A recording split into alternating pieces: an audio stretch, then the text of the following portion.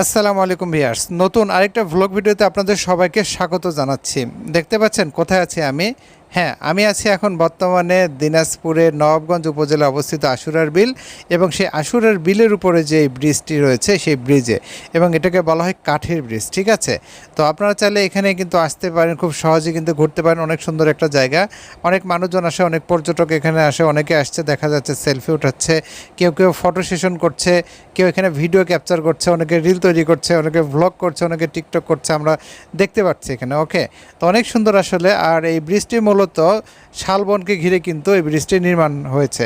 কারণ হচ্ছে এখানে আপনাদেরকে দেখাবো যে আমি যেদিকে যাচ্ছি ওইদিকেও কিন্তু শালবন আছে, আবার ঠিক এর অপোজিট সাইড সেখানেও কিন্তু শালবন আছে। মূলত দুই বনের মাঝামাঝি যেই জায়গা, যে বিল আছে, সেই বিলের মধ্যখানে কিন্তু এই ব্রিজটি অবস্থিত। এই জন্য এই ব্রিজে অনেক মানুষজন আসে ঘুরতে এবং দেখার জন্য। দেখুন, আমি অনেক ভিড়ের মধ্যে কিন্তু পড়ে গেছি। এই পাশে দেখুন শাপলা ফুলের গাছ, ফুল যখন ফুটবে তখন আরও ভালো লাগবে। আসলে অনেক সুন্দর, এই জায়গাটাতে আসলে অনেক ভালো লাগবে। ঠিক আছে, খুবই সুন্দর। এটা মূলত একটা বিনোদন স্পট হয়ে গেছে, পিকনিক স্পট বলা যেতে পারে। অনেকে এখানে আসে পিকনিকের উদ্দেশ্যেও কিন্তু আসে। আর বিশাল শালবন, মূলত মেইন রোড থেকে প্রায় 3 থেকে 4 কিলোমিটার পথ অতিক্রম করে কিন্তু এখানে আসতে হয়। সম্পূর্ণ শালবনের ভেতর দিয়ে মূলত এখানে আসতে হবে। অর্থাৎ শালবনের ভেতর যে রাস্তা আছে, এই রাস্তাতে যখন আসবেন তখন আপনাদের মনটা অনেকটা নস্টালজিক হয়ে যাবে। কারণ এত সুন্দর একটা জায়গা, এখানে আসবেন দেখবেন পাখির কিচিরমিচির শব্দে আপনার মনটা এমনিতেই কিন্তু অনেক ভালো হয়ে যাবে। আর এই যে আমরা যে ব্রিজের উপর দিয়ে যাচ্ছি, মূলত এই ব্রিজটা মোটামুটি বলা যেতে পারে হয়তো বা 400 মিটারের মতো হতে পারে, 3 থেকে 400 মিটার হইতে পারে। কেমন, এই ব্রিজটা পার হতে হয়তো বা আপনার 5 মিনিট 4 মিনিট সময় লাগতে পারে, যদি ভিড় থাকে একটু বেশিও লাগতে পারে। দেখতেই পাচ্ছেন। তো আমি মূলত এই প্রান্তে, যে প্রান্তে প্রথমে ছিলাম, সেই প্রান্তে মার্কেট আছে। মার্কেট বলতে অনেক দোকানপাট আছে আসলে। যেহেতু এখানে অনেক দর্শনার্থী আসে, পর্যটক আসে, তাদের বিশ্রামের একটা ব্যবস্থা এখানে আছে। তারা চাইলে কিন্তু এখানে বসে আরাম করতে পারবে। অর্থাৎ যখন এখানে আসবেন তখন সব কিছু কিন্তু এখানে দেখতে পারবেন। কেমন, তো এই জায়গাটা আসলে অনেক সুন্দর। আমার খুবই ভালো লেগেছে। আমি এসেছি, আমার সাথে আমার ছোটো ভাই রাজীব এসেছিল, রায়হান এসেছিল, সবাই মিলে আমরা এখানে অনেক এনজয় করেছি।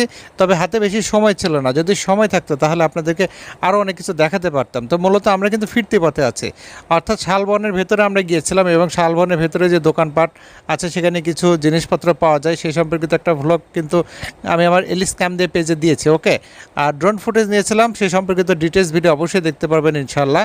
ড্রোন ফুটেজের মাধ্যমে আপনাদেরকে দেখানোর চেষ্টা করব দুই বনের মাঝামাঝি যে ব্রিজটি আসলে কত সুন্দর লাগবে তখন। ঠিক আছে, যেহেতু আমি এই ভ্লগ ভিডিওগুলো করছি, আপনারা অনেক রেসপন্স করছেন এবং বলছেন অনেকেই যে ভালো লাগছে, এই জন্য আমি এগুলোকে কন্টিনিউ করছি। আপনারা আমার জন্য দোয়া রাখবেন, আমি যাতে ইনশাল্লাহ বাংলাদেশের সর্বত্র ঘুরতে পারি এবং আপনাদেরকে সুন্দর সুন্দর জিনিসগুলো দেখাতে পারি। দেখুন, এই প্রান্তে কিন্তু চলে আসছি।